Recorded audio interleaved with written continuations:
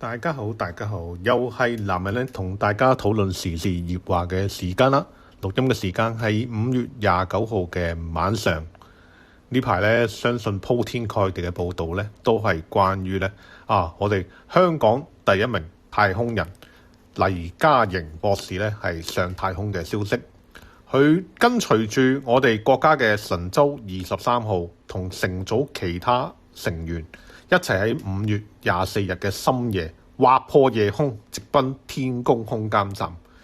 呢個咧可以話係咧一個咧係中國航天嘅新里程因為咧係第一次係有港澳嘅同胞、特區嘅同胞在內嘅航天員。呢一個咧絕對係一個咧可以載入史冊嘅一個咧係重要嘅里程碑。睇翻黎嘉瑩，佢係一個土生土長嘅香港女兒，祖籍廣東順德。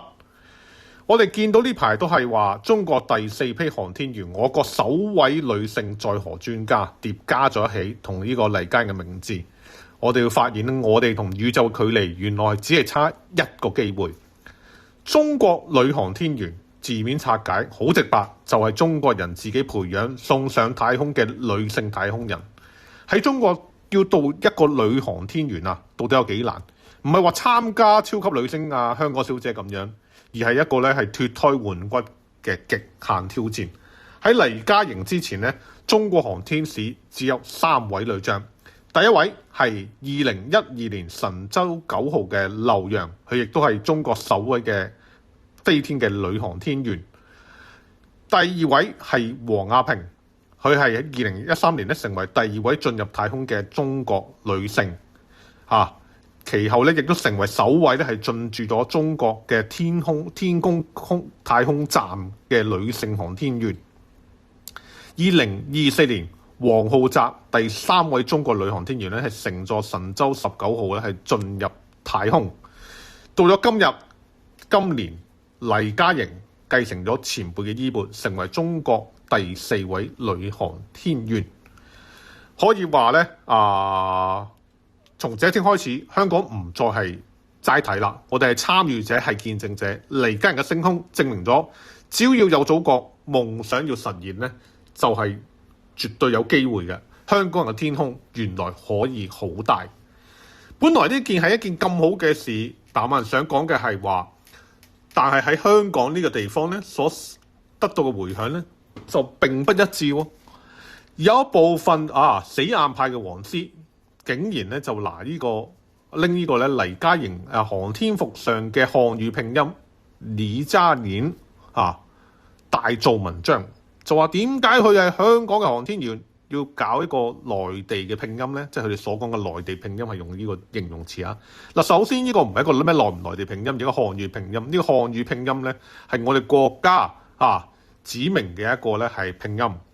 由於航天呢個任務係一個國家性質嘅任務，咁所以如果係咁統一用翻國家一個認可嘅漢語拼音，其實唔係一個好正常嘅事咩？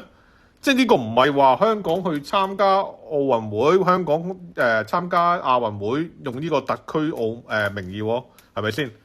所以呢度一定要搞清楚，所以一定要搞清楚。黎嘉瑩代表嘅唔係某一個區議會佢代表嘅係中華人民共和國。佢搭住嘅唔係雙層巴士而係國家神舟飛船。佢要探索嘅未知領域係維多利亞嘅窄小海域定係浩瀚無垠嘅國家星辰大海呢？呢一啲都要搞得好清楚。所以我要強調嘅係呢一個航天服唔係部分黃絲拎嚟大做文章嘅搞地方特權嘅數，係國家嘅重器。當我哋國家嘅整個國家嘅太空面向全球廣播，我哋代表嘅就係國家，所以講穿咗咧就話呢啲所謂嘅廣東拼音佢哋形容嘅，其實就係一個港英殖民地時下留下來嘅一套拼音慣例啦。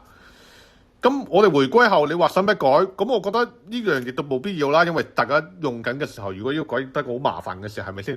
咁但係唔可能話要國家去跟你呢樣嘢噶嘛？呢個係一個不折不扣嘅國家身份認同問題，因為而家係中國航天員嘅飛天啊，唔係香港特區自己做嘅火箭嘛，係咪先？都呢度一定要搞清楚㗎。而且可以咁講啦，如果大家仲係拎呢個拼音嚟做文章咧，可以話係好狹隘咯個思想。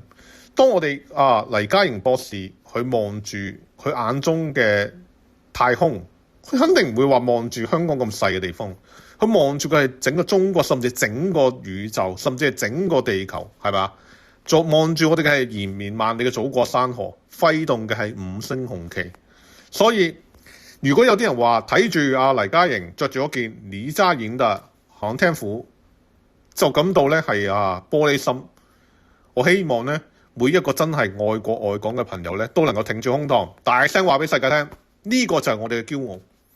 香港人亦都係中國人，香港人嘅征途同中國人嘅征途從來都係同一個星辰大海。所以完啦，請呢啲玻璃心嘅香港網民收聲啦。今集要講嘅差唔多啦。如果你都支持藍偉林，支持黎嘉瑩，請你俾個 like， 廣傳呢啲片開去，俾更多嘅人認清真相。下一集再同大家討論其他時事熱話。拜拜。